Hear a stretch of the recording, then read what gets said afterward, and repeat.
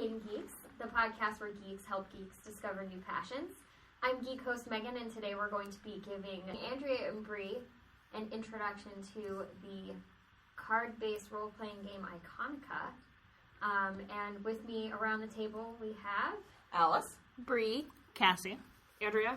And Andrea is our special guest host for the day, so welcome. Yay! Thank you. So this game that we're talking about, Iconica, is part of the world of Renaga from a local Phoenix artist. I think I picked up this game 2 years ago at Phoenix Comic Con. I remember. And the year before, I'd walked by his table and been like, this looks really interesting, but didn't buy anything. But yeah, you were with me when I bought it. Mm-hmm. Yeah, it was pretty cool to see all the different elements of the game. The artwork is what really jumped out Yeah, to me. me too. Mm-hmm. I think the artwork is an easy sell. It's beautiful, and it's really unique. And he's really kind of creative. What is the creator's name? Eric Torres. Eric Torres. Hi, Eric Torres. Yeah.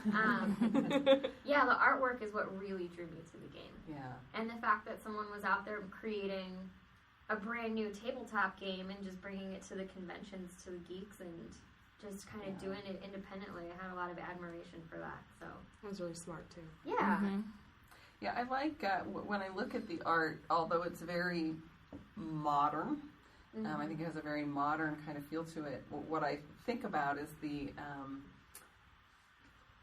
Lord of the Rings, actually, and all of the detail that, though, especially around the films, although in a lot of the artwork that supported the books when they first came out, and then even later, the detail about, this is all of the Númenórean clothing and possessions and things like that are going to have this one look, and then all of the elves are going to have this look, and the elves of here and there are going to look different, and he's done such a good job of, he has all of these different nations and everything like that, and yet they're all tied together somehow. Yeah. They have a similar look and feel, and so you can sort of identify where somebody's from or what their class is based on how they look, which I think is really cool. Yeah, like when Megan's husband was looking at his characters and realized, like, oh, these are both Featherwood or whatever they were. Right. Yeah. Feather Knights or something. And like, oh, they all have bells and like everything we have is kind of similar.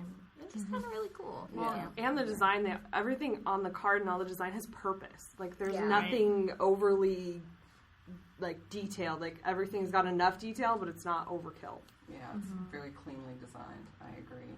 But there's a lot of detail in this game. Yes. There is. Very complex. Very intricately designed. Yeah. I would like to ask Eric at some point what kind of notebook or Bible he had to design this, from not just from the artistic design, but just, these characters and how they're all related and Well, the and world frankly, they're from in. the gameplay, too, because you wouldn't want to have too many characters who had a certain set of skills and too many characters who had this. So, like, how much game testing went into it, and for each new character set that comes out, how much game testing goes into each set. Yeah. I would be fascinated to know that as well. Definitely. And there are at least, how many characters are there in the whole game? There are at least 100, right? There's hundreds, probably. Yeah. So it's Although I do, dear Eric, please make it easier to buy your game. Because that's the one thing that I find difficult is when you go to the website and you try and find stuff. I mean, because, like, for example, with the specials, it would be nice if you could just go and buy the specials individually, and from a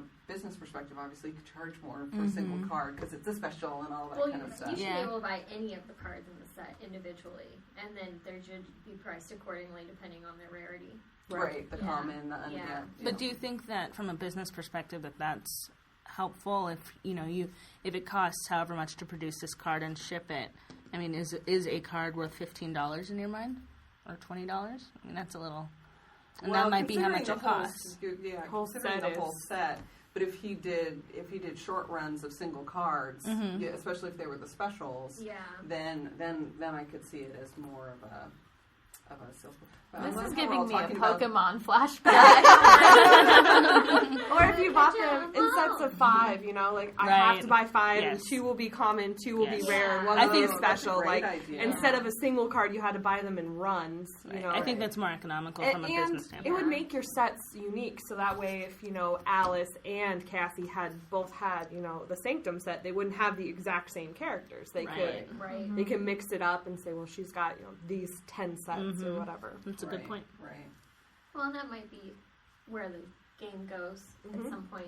Yeah. Definitely. I mean, to start out, though, and just get, like, a good set, because I purchased the Prelude series when I first bought. Yeah. And then this year at Comic-Con, I got the Circa of the Three Moons mini-series set. And you have the Sanctum series, I right, bought Alice? the Sanctum that I got at Comic-Con this year. So we've got a lot of cards to play with. Actually, I think that's one of the things that we've Yes. that was discovered. Oh my goodness. Because we're still all really new to the game, I think maybe Alice and I have played more than anybody at this point, and I've probably played about half a dozen games or so.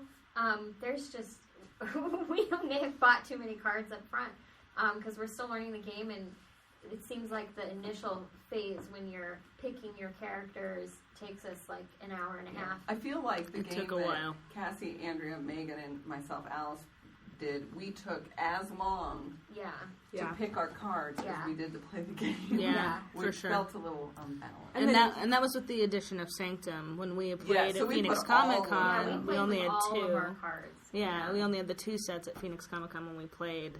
Well, and when we played, you and I made a deliberate decision. We're only going to play with the cert cards because I bought them that day. That's true. They were new. Yeah.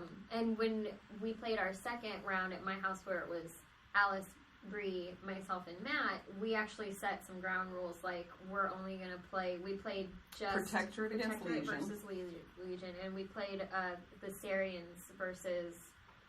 what was the other race that we picked? Sarians and the Sidria. You guys didn't allow any independents? No, we allowed... Well, there are independents who are... We limited Protectorate? No, I meant the Protectorates and the Legions. Well, they are. So all of the Sarians are Protectorate, and all of the other race are Legion. So it sort of happens that way. Sarians. So all Sarians are Legion, and all Sidria are all Sarans are the other one.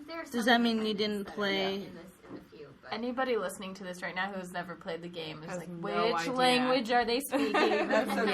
Yes. I have to say, starting as somebody who went in completely new, having Alice and Megan there to help me choose my cards, like I don't think I chose any card on my own except for the Fairwood Parolin, who is this candy-looking lady. I chose her purely on looks. Otherwise, there are so many cards, and it was so intimidating that I was like, I think this one. Can you tell me yes? Yeah, and that's how Cassie and I played. With the first couple of games that we ever played was only by the artwork. I like the artwork on this one. We'll go that way. Yeah, I mean, I tried to look at the hit points but I'm not a tabletop player. There are many geeky things that I'm not really versed in, but that is one thing I've never really played before. So definitely having you guys as guides is helpful. What was your thoughts on the picking drama that we had when we played? So when we played with all the cards, we actually even left a stack in the back that we forgot about that we found at the end of the game. We're like, oh, here's 30 more cards we didn't choose from. And we were overwhelmed as it was. Exactly. I think what we ended up doing is I was on a team with Alice, and I kind of would pick one and be like, well, here's 2 or 3. What do you think? Like, I've never played before. I have no idea what I'm looking for. So it was really difficult to know what to look for, and then you kind of got into the group, okay, well, they picked this, so we need to pick that. Like, they have the Brewmaster, which makes their whole team immune to fear, so let's not pick anybody who uses fear as a main thing, but there's a lot it was of overwhelming. that goes into So, picking. to Bree's point, so it is a card game. It's a very manual RPG So it's based like with cards. a junior RPG. All of the characters are pre-rolled. They're pre-created. Yes. But they have things. They have hit points that you have to be aware of and manage. You do damage against somebody. You can heal somebody. So if you've ever played a role-playing game, many of the similar mechanics are there, just in sort of a lesser, more controlled format. So it's not quite as overwhelming as, taking on D&D or Pathfinder. I described it to my friends as D&D, but all of your characters are already like level 17 through 20, and it's only battles. Yeah. So they're like, oh, that sounds great. Well, and the designer made this really smart because you put like a hit point chart right on the card, and you do hit points increments of 10, which is nice. You don't have to try to remember those weird 7, 3. Like, you don't have to keep track of that. You just move your little piece down the card. And all of your actions are described right on the card for you in terms of what they do and what type of, effect they have. So in that case, it's a really easy RPG, but it's a really complex card-based RPG. And there's some like weird rule things where we were trying to figure out, well, I can take 30 points from that person, but they only have 10 hit points left. And then I can distribute 30 points to somebody I healed. Like, do I get to distribute all 30 points or only 10 of the hit points? So we got into a lot of grammar things while we were playing. And normally he's pretty precise. So the designers of the game were pretty precise, like with where it was. But there are some gray areas, definitely. That's not unusual. I mean, I know that when I'm going to be making a lot of HeroClix references just because of Matt, but I know that they like actually contacted PopCap Games on multiple occasions to clarify rules on their HeroClix games.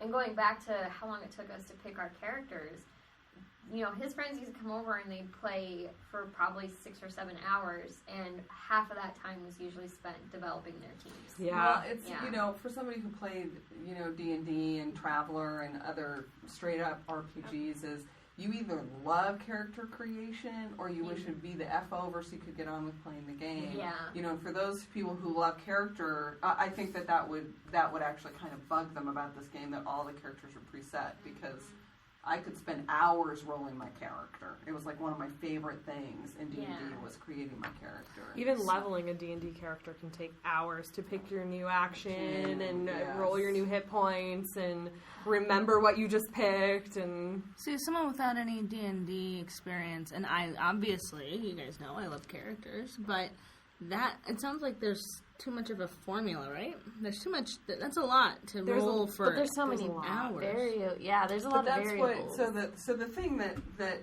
you miss in this, which I think when we played with Phil at Comic-Con that I mentioned this, is that like I like role playing. So even if I'm playing like a tabletop game, typically I name everybody's little character, and so it's Joe, and now Joe's going to go into the thing. Like I really enjoy that creative part of it. So if you enjoy that part of it, one of the things that this game is lacking, either you have to work really hard, I'm the Inkwater Mimic, and I'm going to blah, blah, blah, and my fireball looks like this, and you have to, like, do all that extra stuff. So if you really enjoy that, this game doesn't give you much opportunity to do that. This is, to me, much more of a brainy, tactical strategy game. Yeah, we tried to introduce some of that with reading our character descriptions. Yeah. Which I enjoy, because I think they did a good job with It's funny, too, because I've noticed when we're playing, everyone is a little bit different in terms of how they announce their actions. Like, when we were playing at Alice's house, you guys would just say, your guy's going to take 70 hit points, and that's the end of my turn. But then I'd say, okay, I'm going to use my master and cast Stardust. Target all enemy characters. You know, I straight from the card. Yeah. So that to me is what I enjoy about it, because that's where I get into the role playing part, is like doing all the reading from the cards. I would say that if I were to invest in an Iconica and get the packs, because it is a cool game, if I already had the packs, I would definitely pay extra for some sort of character guide. Of some kind. He has a lot of books. I don't know if they're necessarily characters guides. I haven't delved into the expanded universe too deeply. You're talking about the World of Renaga, the World of Renaga books. Yeah. Well, preparing for the podcast, I went to the World of Renaga website and started looking through. He has like a whole encyclopedia that talks about like the races and the classes and the world and like the economy. Like he thought really long and hard about it, and listening to, like, going through and reading that, like, putting the pieces together, I'm like, oh, that makes sense now. Like, I see how this works. And now I can be like, well, all these characters have that. So I maybe doing that when you're doing character development the first few times you play would be helpful, because you'd be like, oh, well, Fairwoods are all, you know, this is what they do, and this is what they're strong in, and you can just know that whole category focuses on that. And that might even help in that character development area if you already have a strong understanding of where he's coming from. It might make you feel a little more like... You need knowledge of the universe. Right. Yeah. And it's a cool guide. I think he had it on display at Phoenix Comic-Con. It's pretty cool. It's that real big one, right? Yeah. Well, to their credit, whoever's doing all their graphic design and their marketing and stuff, they're doing a good job. They are. All the stuff looks really slick, and it's beautiful. and all that kind of stuff. And I bet if Iconica does break out and become another game, somebody's going to create one of those encyclopedias, and you're going to be able to go online and say, I need a protectorate with heavy hit points but can do these things, and you'll get like your 5 card choices. Yeah, that'll be cool. Somebody will do that. I would even pay for something, though, that was like in the form of 3 cards with very basic, obviously similar design, but like very basic. Like, here are all the people in this region, or boom, boom, boom, boom, and here's like a couple of like rundown. That's kind of what the Cirque of the 3 Moons was. Is they're all from Fairwood, and they were all like part of that circus together.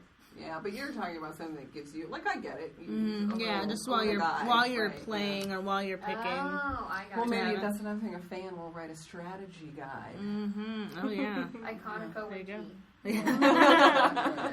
What would you abbreviate? Iconowiki? Iconic. Iconic. Oh, They sound like James Bond villain names. Even better. So what was your favorite aspect of the game, Andrea? I liked, we played with 4 players, and I liked, the teamwork. Like, I like games like Pandemic and things like that where you play as a team.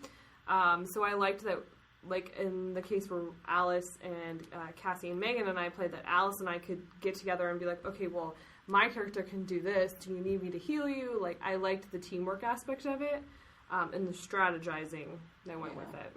That was really enjoyable. We won, by the way.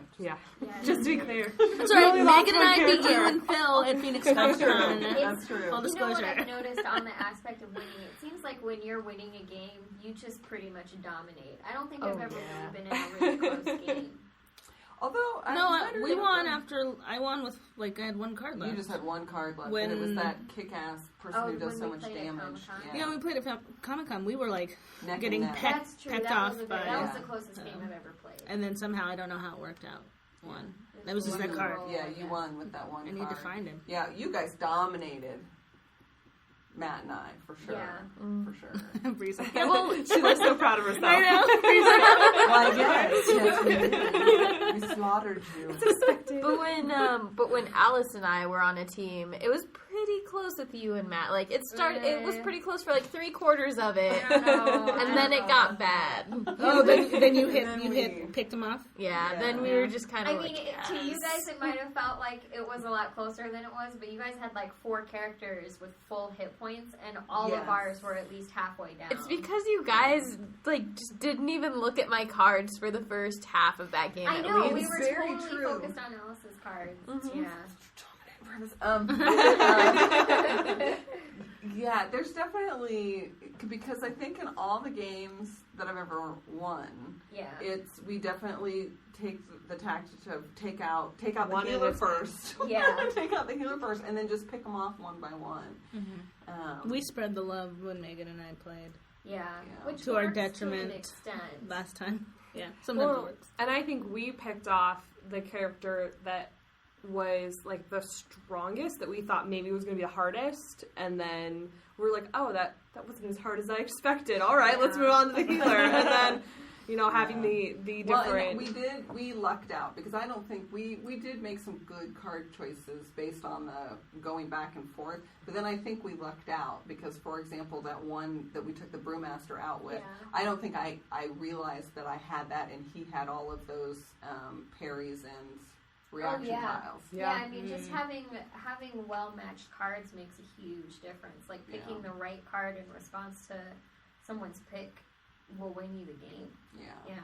Well, and when you and I were teamed up, you guys picked 2, I think they were Sentinels, and I had a character that got extra damage against Sentinels. So it was like... you had that card that was like 10 points to 3 characters if anyone on your team rolls doubles. Yeah. That was pretty nice. Mm-hmm. Well, we had that. We totally didn't know it. I know, you guys forgot to use it during your game. Yeah, that's right. How many doubles you guys were rolling? I know. At the end of the game, I was like reading their card, and I said, "You guys, did you know what this card said?" You guys didn't just roll doubles. Oh. You guys rolled doubles at the same time. So you guys could have done 20 damage. Like just 3 or 4 different times during the game. The game would have been over an hour earlier. We might have played a second game.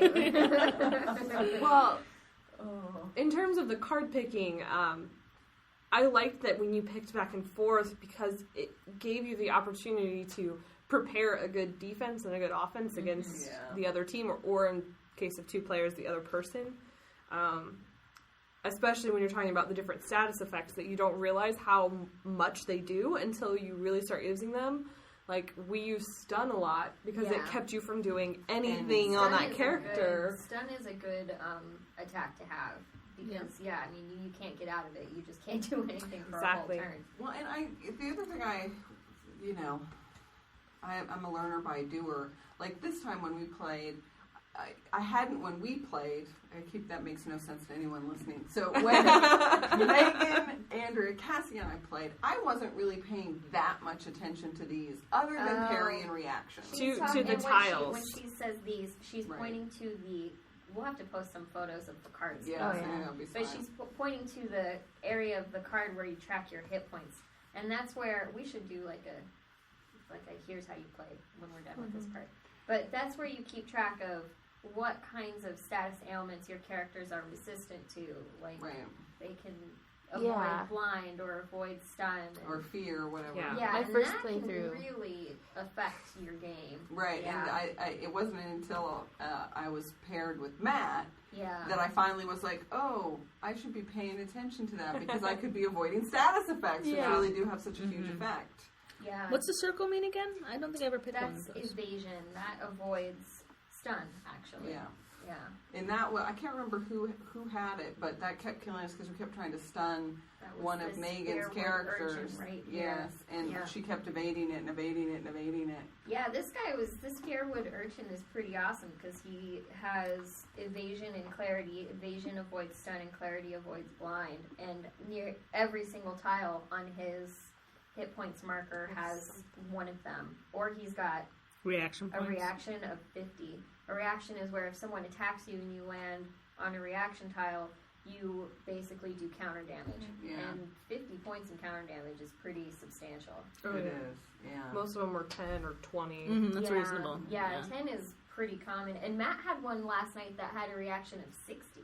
Whoa. Wow. Jeez. And I didn't even realize that until we played the cards. Which is why that was the other thing that I definitely learned playing with Matt, Megan, Bree, and I, is that you really, really need to pay attention when you're rolling who you're going to do your damage against. Yeah. Because if you don't, then you could realize that I picked that character, but now I'm taking 50 damage because I didn't pay attention kind of thing. He got slapped by that reaction of 50 and he was mad.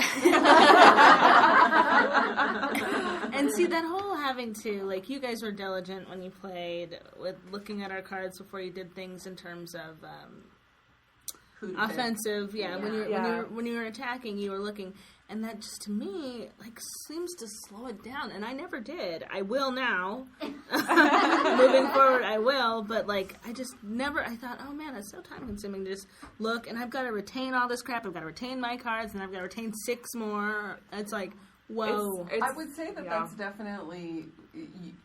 You're either going to be the kind of person who enjoys this kind of game or you're not. Yeah. Because it does. Like, I would, especially when you're losing and dying, and Bree and Megan would come around the table and, like, spend minutes pouring over my cards. Who am I going to kill now? You're just like, oh my God, can we just hurry it up and just kill them off, for heaven's sakes? Yeah. I had several moves where it was like, steal a move from somebody else. And I'd go around and read every card, and I just knew I was upsetting people. Alice, sorry, guys. Alice did that the week before, so I don't know what she's complaining about. Although mostly I stole yours. Yeah, you'd steal mine and use them against them. You would steal mine, too. That's true, I did. But she had one that was like some huge amount of damage, so she would deal 50, and then I would steal hers and deal the same 50 again. It was just brutal. That was devastating. Yeah, that was what really took us out. The mimicking, and then mimicking, I think, the strongest of my cards, and hitting my own or Megan's. It was just nasty business. I will say that even though there are things about it that I just would need to get used to, I still enjoy playing it. Yeah. I just might come to terms with losing a lot because I'm not quite versed. Well, and this goes back to the whole issue that maybe we might have too many cards to start out with. Right. But I think it's the reading of all of the cards, the more you play and the more you learn what you have in your deck and what cards you enjoy playing with versus what cards are strong against one another, there'll probably be a lot less of circling the table. Like a bunch of vultures trying to find the right attack. That goes back to Bree's Pokemon moment. Like, I'm having that same feeling. Like, which card is your favorite? I remember when I was playing Pokemon, I was like, all right, I'm throwing down.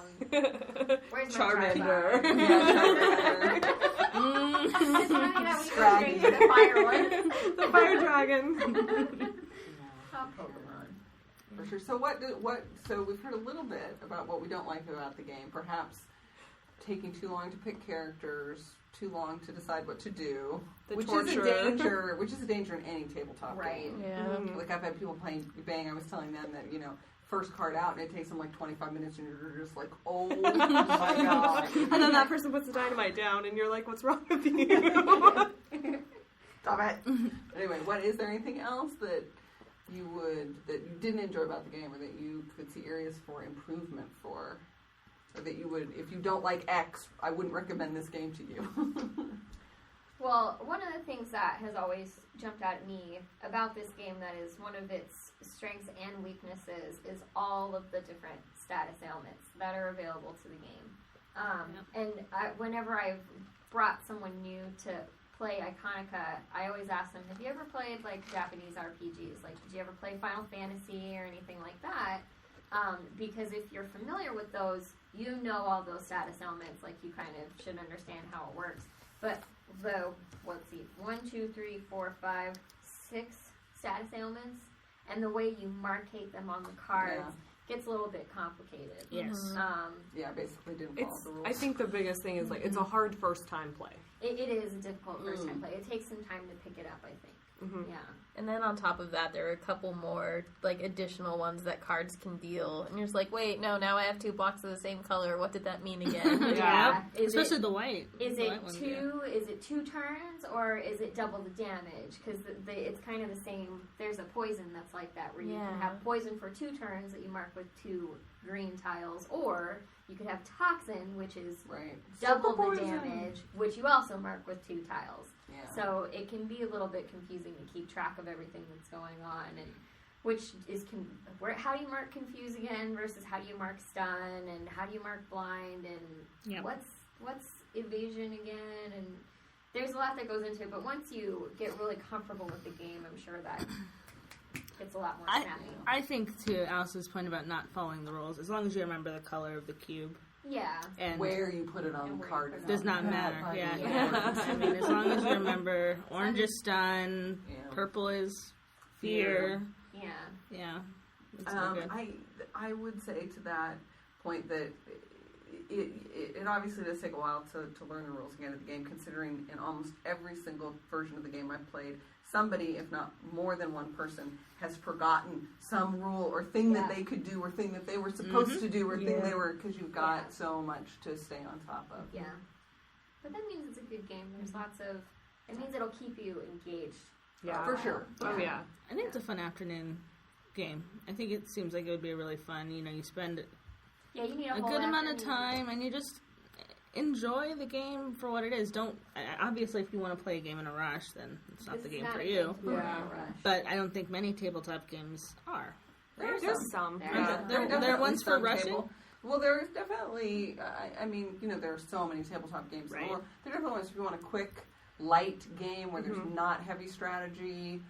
Zombie dice, Sparkle, some card games, medium range ones, and then there are ones that are like crazy, like D&D, where you could spend years just learning the fracking rules to be able to play one game. Well, and you've got things like Tesoro, where it's a strategy game, but it's over in 10 or 15 minutes, especially if you've got a lot of players, I'd like to play that. Yeah, just to see what a quick game looks it's like. a really quick strategy game. It was a lot of fun. But that's a good one. What I think is really, good about this is if you are a person who likes D&D or something like that, but you don't have the long-term investment, because let's be honest, when you're in D&D, you have to play on a consistent basis.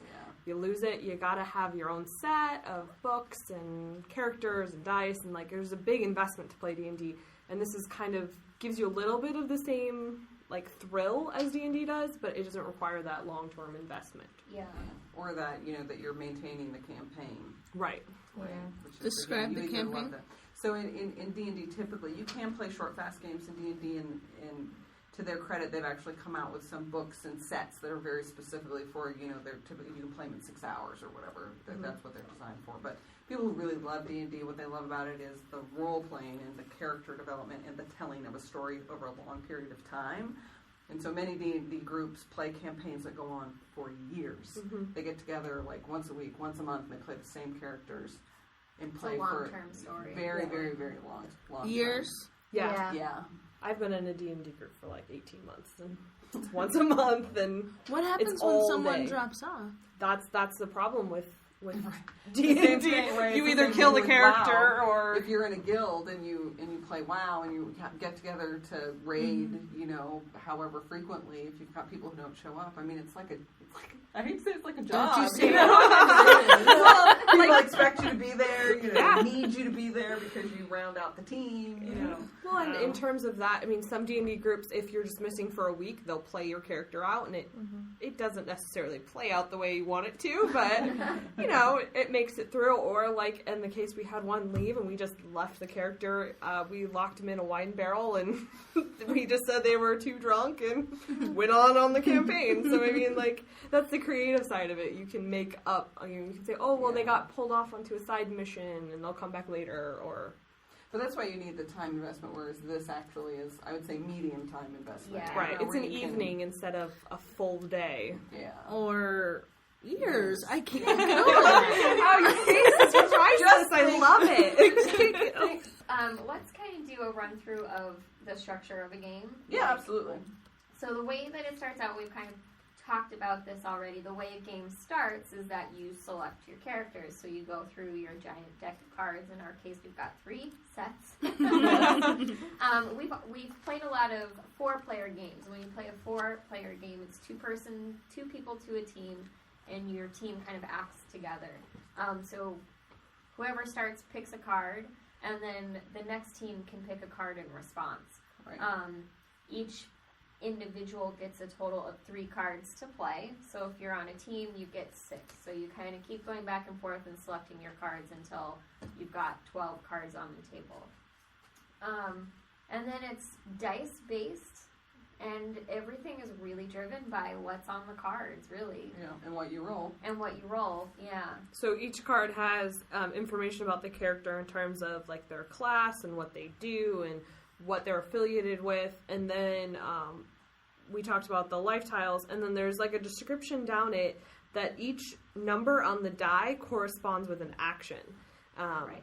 So in terms of dice base, you're looking at the card to see when you roll what action you can take. So and I like that it's 2 dice. Yes. You roll 2 dice, and then you have to choose a single action. So you've got options, so you can choose between 2 things.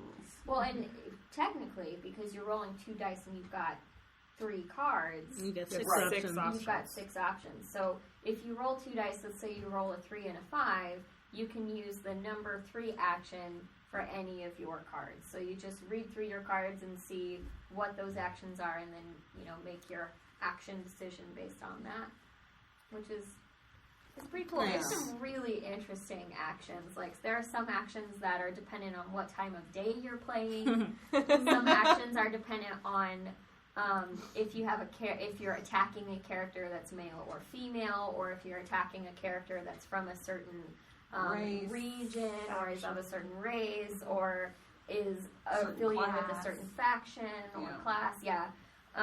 So there's a lot of detail that goes into each card. I would say the actions that I struggled with using the more it's an attack game for the attack and heal game, right? You're attacking or typically healing your own characters, so those were easy ones to pick. Big damage, big heal. Those were easy to go for. But I had a character the last game where a lot of his stuff, I think it was maybe the acrobat or the escapist. A lot of the actions were things like, if this character is attacked, the person attacking may not use these types of things. Oh yeah, right. And I had a harder time committing to use those. Like, I could imagine, like, if your team was reducing and there was really only a couple of people because otherwise, right, your teammates would just choose not to attack that character. So it seemed, I had a harder time strategizing when the best time to use that type of action was. Well, and that goes into, I think, the different types of, like, the different classes. So you've got, like, you've got an offensive, you've got a defensive, a supportive, which are all very explanatory, right? And then you've got, like, a disruptive, where they are meant to disrupt the gameplay. They're the ones who'll deal the status effects. They're the ones who are going to have reactionary things. And then you've got the adaptive ones, which are just kind of, you know, they're a little bit of everything. They just have something for every situation. So I think that even goes back to what kind of characters are you comfortable playing, you know? Yeah. Right. Well, and it's funny, too, because we all have in front of us a handful of cards that we've pulled to help us, you know, talk about the game. And I think we've all kind of pulled characters we've enjoyed playing with or that we really like. I don't have a single defensive character in my hand. Me neither. I've got adaptive, offensive, disruptive, and only one offensive. I've got a lot of disruptives and adaptives here.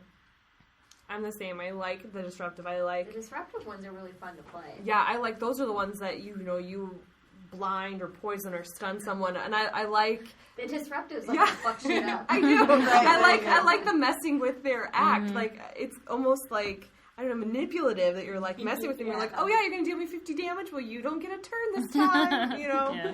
I like that, you know? Yeah, I like disruptive. I picked things at random, and I just happened to have adaptive because I picked the Fairwood region because I had a great deal of luck with all Fairwood. That Fairwood set, that Circle of the Three Moons set. Those are good cards. I'm your classic tank. I like a good defensive character, and I like a good offensive character. That's the way Matt plays. He's like, let's just pick a bunch of offensive characters every time he plays. Well, if you think about that too, I mean, think about the successful teams. They're usually teams that like support and disruptive, and one player likes that, and the other likes to be, you know, a tank and an offensive like Alice. So when you have Alice and Matt together, who both have the same approach, it's difficult. I mean, that makes you kind of at a disadvantage right at the beginning. Yeah, I think that's the same problem that Cassie and I had, because we had a lot of really similar cards. We had adaptive and disruptive, and we just had one supporter. And I mean, when we did have the good luck with Fairwood, it was because we had a good healer, and I can't remember who it was. Which one? I think it was the Ringmaster. But yeah, I mean that whatever card it was, if it was the Ringmaster, it was like it would heal us all. So we were constantly being healed. It's definitely the Ringmaster, because he's got this home court support attack where characters from Fairwood are healed of 40 damage. All other friendly characters are healed of 20. Yeah, so, and we had all Fairwood characters that night we played. Yeah, so we were just constantly healing every character on the board. That's a good one. What about you, Brie? Yeah.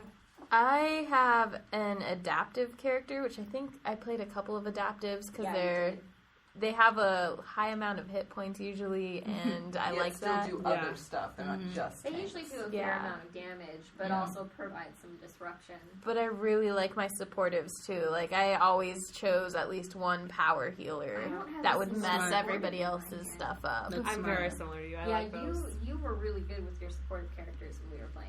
I did a lot of support. I don't know. I just I'm like, I want to give you all of these heal you? points. Here you go. Yeah, no, it's a good thing to have for sure. She also likes characters who hold staffs. Yeah. She had like every character in play had a staff. Had some Yes. I think they're regal, and I think more people should have staffs. I love it. Educated Geeks cosplay idea. We all have staffs. I always bring it back to cosplay because I'm just like, we should really start dressing like these people. Have you seen their staffs? That one's a lollipop. Just to be clear, the whole goal of Iconica is to take out the entire team. So your team is trying to take out the other team. There is no mercy. No mercy. Like, no mercy. Dang it. It's my kind of game. And I like, we were talking a little bit before the show, which we always have a bad habit of talking before the show, that there's a nice balance of male to female characters, which is a complaint that many people have. Not so much about straight-up RPGs, where really you can be as creative as you want to be, but if you're playing a video game RPG, there's a real complaint that there's a lack of female characters that you can choose from to play. And I do appreciate that he did a very nice job. I think there are maybe like 55 to 50 to 45. Well, and on that point, on that point, it was almost too, like, it wasn't just women to men, but it was women in a diverse role. So Yes. Yeah, all women weren't just support. There were every class, tanks. every race, every type, there's a female character, and they don't all look like hookers either. They wear the Although there was the one with the big boobs, we noticed. But You guys also mistook my anvil for a woman, which I thought was funny. No, there are some androgynous characters. Yeah, there are, sure. which I actually like that. And the clothing that the female characters wear is appropriate female versions of what the male characters are wearing. Yes. Well, and there are characters that are very kind of stereotypically female characters. You have the one that one of her actions is to subdue all the she beguiles all the men, and she throws them off, and I think they're stunned or they're feared or something. But she like also that. didn't look like Tomb Raider. This is true. There were no boobs in her face. We learned in Stargate that it's okay to use your feminine wiles if the men have been taken over by Hathor. And Whoa! Dial it back.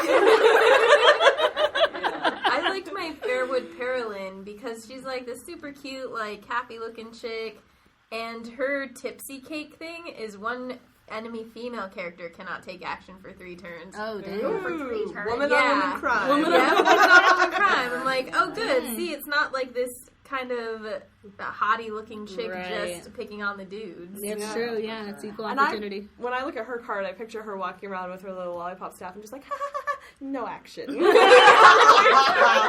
That's awesome. She's what Princess Peach could have been. Yes. Yeah. With her frying pan. Yes. Which also But yeah, covers so them. Iconica. Well, I think during the night we played, I loved your comment about the nice thing about doing Iconica cosplay is you'd only have to dress from the waist up.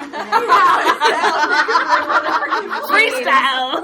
Yeah. That's a great point. I would be wearing What do jeans. the bottom half of their uniforms look like? No idea. Jeans. In the books, totally. if we pick up some of the books, we'll see the bottom half of Of the them. characters. Oh, they're probably like those leather, old school leather, like like the breeches. yeah. Britches, I was thinking just hold up like a poster board and have your character description to the side. Oh, yeah, I love that. I love that Nice. idea. That's It's cool. like the Vegas Vacation where he takes his fake ID picture, he just sticks his head in. Oh, Yeah. Oh, that's a great idea. I just want to see men wearing, you know how they make the women wear like the serape, like where it's the single skirt down. I want to see one of the men in that. Like a kilt? I think this Phaedrian Like a long kilt? Like a long it's kind of post samurai-ish. or yeah, with like it's like a strip down the front and a strip down the back. I just love the artwork on this. Oh, I do too. It's one of the biggest And I selling points. love the choice of color. Mm-hmm. I got a little weird. He does. That's a very androgynous one. They're vibrant colors, but they're not like the primary colors, and they're not like electrically neon. They're Except for this one. Right. Except for maybe And there are a that couple one. like that, yeah. But they're poison. beautiful cards. Well, and one It's of the the things eyes. I like about it too is the way the cards are designed. The amount of the variety of colors on the card has to do with the rareness of the card. So if you've got a common card, there's maybe 2 or 3 colors, whereas if you've got a special, there's like 5 or 6 colors to make it more vibrant and look more individual, I guess. I got weird about the colors because some of them clashed, and I'd be trying to like set up my cards so they looked the prettiest that they could. That's not OCD or anything. No, not at all. Although I'm looking at mine and I'm not finding that to actually be true. Though actually, I think what I usually ended up doing, certainly. I put my adaptive on the right, and I put my supportive on the left. Were always on Yeah, the left. my healers were always on my left, my tanks were always on my right, and then just whoever was in the middle. Yeah, I used my like offensive or whoever I was going to be dealing my damage with kind of in the middle, and then my tank, and then my supportive, just like you said, my supportive on my right, my tank on my left. Well, I was thinking psychologically, because I was like, well, somebody's looking across the table at me, their eyes are going to start at the right, so I'm going to put the person with a lot of hit points at the right so that they look at them first. You guys have like put way more thought into that than I ever did. I think it's just a basic strategy thing, like who's going to be the first person that gets the attention. Yeah. That's who I want to get the attention. Now I've revealed all my strategy. I'm going to have to mix it up. Now we know your number. I'll always go after this character first. Well, we just know how to throw Brie off. We'll just mix up her colors. And Oh, like, no, I don't know what's Sorry. going on anymore. Yeah, it's cool. It's a fun game, It's and really I do. fun. If you're making the Pokemon reference again, obviously, if you're any kind of a collector, be forewarned. Yeah. Because you will fall into collector mode, and you'll be like, oh, but I don't have the complete set of the blankety blank blank, so I need to acquire them. Do we know how many sets there are? I think there are only the 3, but I don't know that for a fact. I think there's more than 3. Well, again, that's why I find it so. Don't make it so difficult for me to buy your stuff, dude. Because I think online they were saying every 12 months a new set is released. Ooh. I have 12 to 15 cards. Because I know at Comic-Con they That were does doing sound familiar. pre-orders for their next set. So I think they've probably. And If you are they wanted all to, limited runs so that if you don't get it right away, they're gone? Or I don't think so because I couldn't figure the out how to place buy I've been able to anything. find them on is Etsy. That's where I've been able to Oh. buy the Oh, games on an Etsy. store. Okay. That's So cool. They need to direct to Etsy. though. right, and they kind of do, but it's kind of like you have to dig for it a little bit. And the only reason I realized that is because one of you guys said that when we played that one evening. But on the website, it said something about, like, you've got your base set, and then you've got each of the expansions. And I think right now they have one where you can buy everything that's out. It's Oh, like do they? $70 or something like that. On their store right now. Yeah, I'm pulling up this site. Briefly And, going back to Pokemon, Yes. I would, if I was still in school, I would totally choose my favorite card and stick it in the front of my clear little binder. Yeah.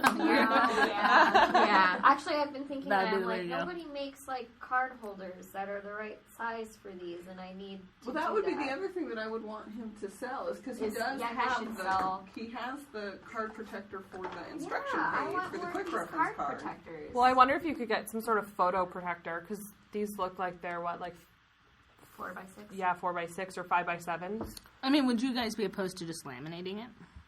A little Well, bit. Yeah. Really? Yeah, I would be. I would. Yeah. This Oh, is wow. another one of those games like, Why? Well, because you're messing with the original. Listen to us. I know we're horrible. I can't get it back out. No, you can't get it back out, and it's forever protected. Alice, what was the It might game? have a bubble. It would be Yeah, bad. no. FedEx Kinko's that baby. Okay, go. So when you go to the very end and you go down your little marker and you get to the skull, which means you're pretty much dead. Scold. Yeah, you're skulled. There's a final act where when it becomes your turn again, you get to try and Oh, wait. save yourself. I'm going to stop you because we made a correction in the rules. You actually take your final act at the end of your opponent's turn. Yeah. Not the first thing is of your turn. We Okay. learned that. Okay. Oh, that was part of the rules? Yeah. So the way that Oops. the gameplay Yeah. works is Exactly. you have your opening phase. You apply delay actions like poison or no. Apply delayed actions from previous turn. Eligible characters can attempt their final act, and then you roll for poison, fear, restoration.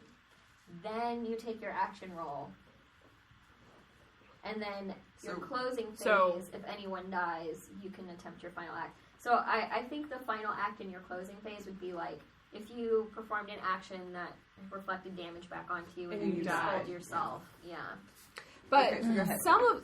most of them, you are able to save yourself. You roll a number and you come back to life. You have to roll one number. I don't yeah. think I've ever seen one where you can roll multiple. multiple numbers. And if you don't come back to life, you can at least help your other Yeah, you teammates. help your teammates, or you do. There was one, the Brewmaster. The Brewmaster. Where when he rolled, if he rolled a 6, it did 40 damage to the entire opposing team, Yeah. which It he did. did. And he Yes. succeeded. It Yes. was Yes. beautiful. That's good. So, I mean, that's kind of like, I had a character, and I don't remember which one it was. If I rolled my final act, it brought me back to life. Like, it brought me back up to, like, half points or something like that. And I could do it continually over and over and over again, so. All right, some final acts can only be done once. Yeah.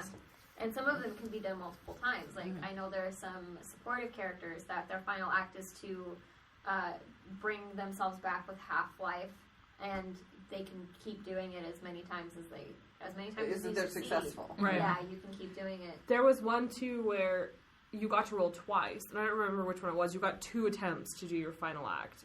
You had to roll, like, a 3, but you got 2 tries to get your 3. That's cool.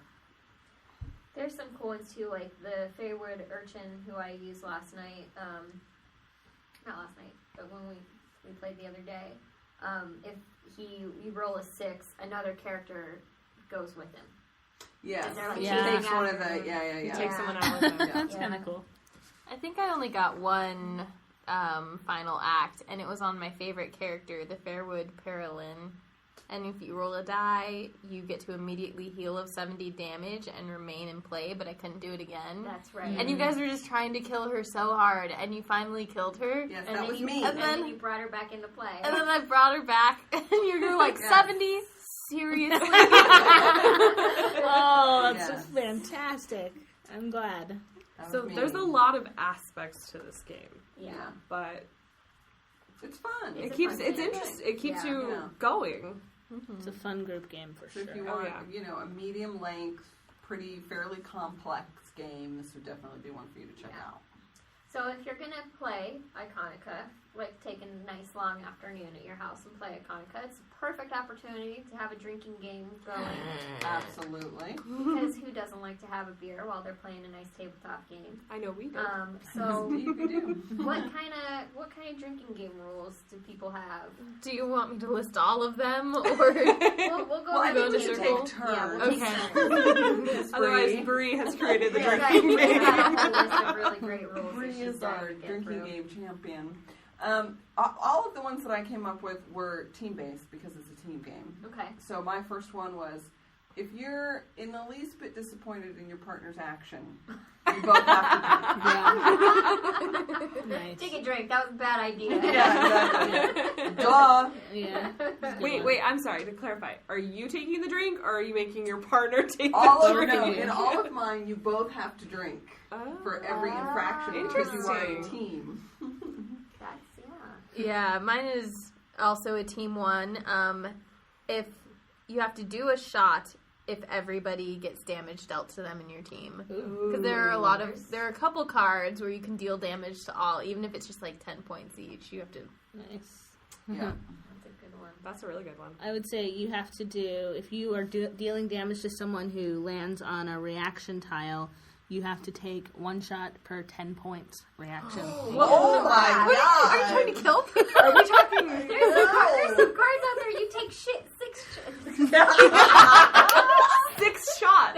you take 6 shots. Okay, maybe just one shot. Oh You my use your goodness. discretion, I people. would say Or a shot up to 3. A shot up to A shot 3. Oh, up that's to 3. so Drink killer. responsibly. Unless you're That's It's what your house. Unless it's your house, and then you have to do all 6 shots. There you go. My goodness. If you're the host? That's messed up. Well, you don't have to Because you drive can crash home. in your own bed. You don't have to drive anywhere. We are protecting the streets of Phoenix. Yes. Yes, we are. In all around cities. Yes. From Drunken Geeks. Let's see. I have a lot of them, but they're all fairly standard. Like for every character that's stunned, you have to take a drink. So if you've got 2, like we had one that they could stun up to 3 people. Yeah, that's a good You one. could make, someone take 2 drinks or 2 shots, whatever, however detrimental you feel you want to be this round. However many streets you have to drive home. Yes. I like that it's on stun too. Yeah. Chugging. Yeah, exactly. Well, I think anytime you have an action that requires an extra dice roll, if you get the dice roll you want, you should take a drink. If you get the dice roll you don't want, you should take a shot. Oh, that's a good one.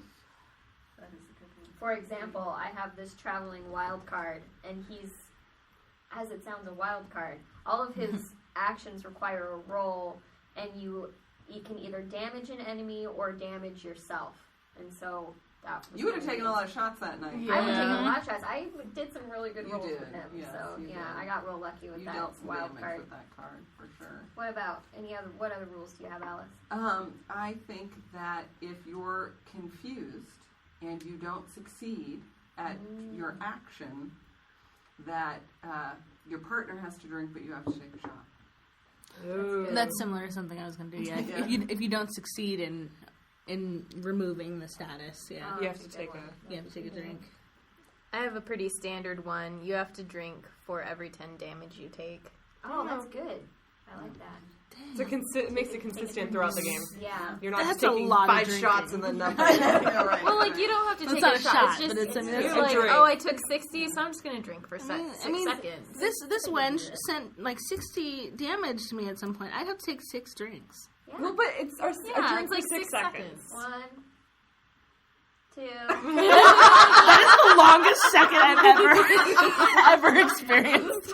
Holy crap!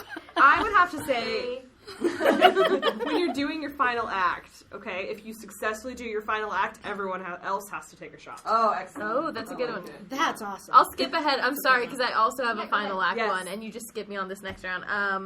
I said shot for final action, 2 shots if you're successful. But to everyone else or to you? To you. Victory lap. Victory shots. No, maybe it should be 2 shots if you If you fail. 2 shots if you fail, everybody else takes a shot if you're successful. That's good. There we go. that. Put them together. Yeah. Teamwork there. Yeah. Teamwork. I like it. This could be a really dangerous game. There will only be one game played. Yes. Not even a full one. Yeah, not a full one. Everybody's gonna be on the floor. I Exactly. don't care. I give up. Whatever, I killed the brewmaster. I know. He can't be my favorite card anymore. I was gonna because say- every time I play with him now, everyone's like, kill that fucking brewmaster right now. I think it's because he's your favorite card. We're like, oh, she likes him, let's not let her play with that one. You're gonna do some reverse psychology next time, Megan. I've moved on to this really cool character who only has 110 hit points.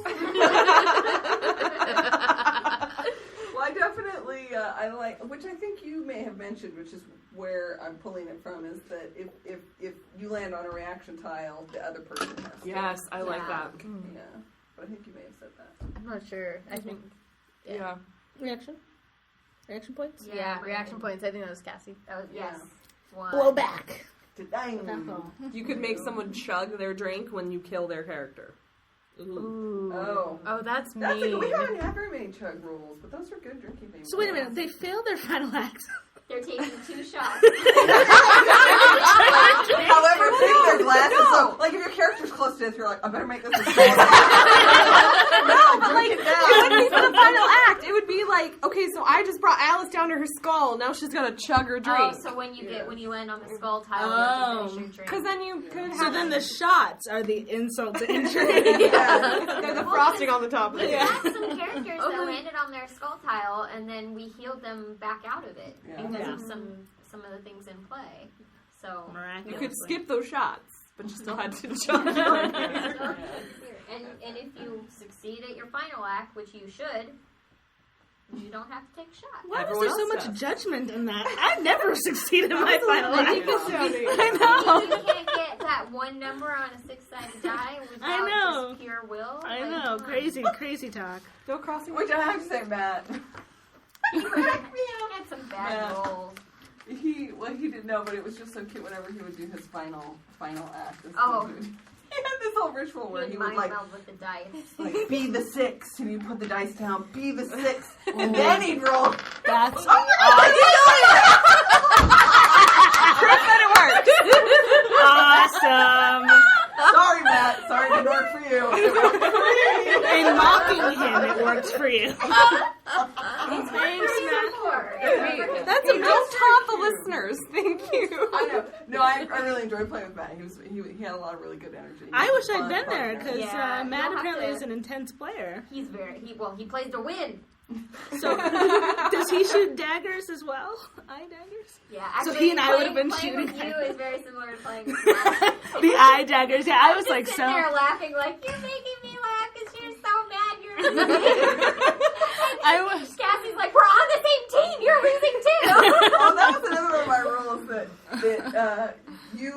you and your partner have to drink every time you catch your partner cheering for the other team or calling or rooting on someone on the other team. Yeah, we kept doing that the other night. Like, you were like, go Matt, roll for healing, and I'm like, he's not on our team. I'm so incredibly competitive that I have to be overly nice. She Otherwise, I'll overcompensates. just be like, I'm gonna murder you in your sleep. I would was a little terrifying. No, it was. I had to laugh so I wouldn't.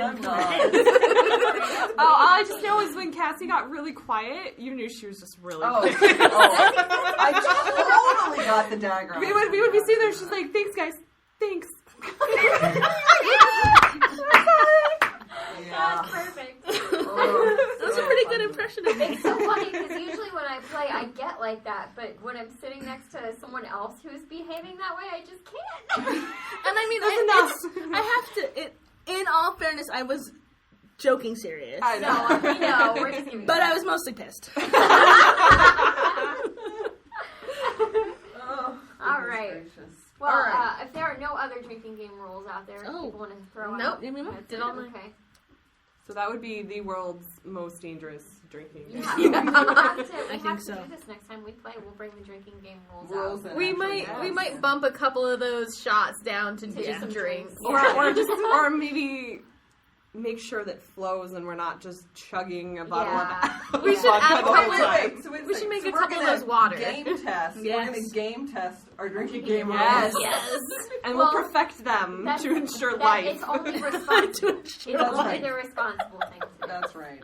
For the sake of our livers. So, question for everyone. Yeah. Does everyone plan to play more? Yes. Yes. Yes. Okay. All right. I already found the Etsy store while we were sitting here, and Yep. I plan on buying a set. Yes. Nice. Very cool. I was going to survey while I was here what everyone had and try to buy something that wasn't what everyone had. Well, and I found their Etsy store. So before Very good. we sign off, let's talk about what they've got for sale. So on their Etsy store, which you can find them by searching for either Iconica, Iconica, or Renaga, Rynaga. Renaga is actually their username. You can purchase the starter set, which has looks like 6 cards. That's probably a good way to go if you're just kind of testing the waters on the game. And then they have the Cirque of the Three Moons, which is an expansion pack to Series 1. And I really enjoy all of those cards. Like, they've proven to be pretty substantially powerful with some nice healing abilities. And then there is a Series 2 box set, which is the Sanctum series. That's what Alice has. And then there is the Prelude series, which is the Series 1 box set, which is the one that I have. And then there is... like extra game pieces. Oh, no, that's the starter set again. So there's 4 sets out there. The starter set, the expansion, Sanctum, and Prelude. So And it we also actually, has prints, which are adorable. Yeah, the prints are cool. I saw that on their website. So the only cards that we don't have are the ones in the starter set. So that's what I was going to ask. Does the starter set have some from the Prelude or some from other Or is series? it completely unique? Yeah, because if let's say I get the starter set and I've got duplicates like you, which is kind of goes back to what we talked about earlier. I think they're unique because on the back of the cards it just says starter series, And they don't I don't recognize any of these characters. So I could get the starter set and still be able to contribute to the cards. Yeah, overall. absolutely. That's Also, good. something that we didn't mention and kind of was alluded to, this artist and this creator is local. Yes. Yes. He's here in the Phoenix area. Yes, He's he a is. really nice guy. Oh, Which it looks always helps. It looks like he also has a book pre-order for sale on here too. Oh, So does he? he Yeah. is writing these stories. There are several books, and there's You like mean a like from a novel? There's like a set. I think so. Traveler's Cool. collection. That's really Those cool. are, there's some. Oh, look, they do have prints of the full length of the Yeah. character. They do? Yeah. Lots of skirty looking things. You're Exactly welcome, what I asked Andrea. for. Well, thank So- you. The They're just that shop much cooler. the shop name is Renaga, which is spelled Rynaga. If anybody wants to look it up, and we'll Yeah. include a link. Yeah, and then that's the world, I guess. Yes, He makes that's the distinction. That's the name of that's the world. That's what it's actually called, the world of Renaga. And then Iconica is the game that kind of brings that world to life.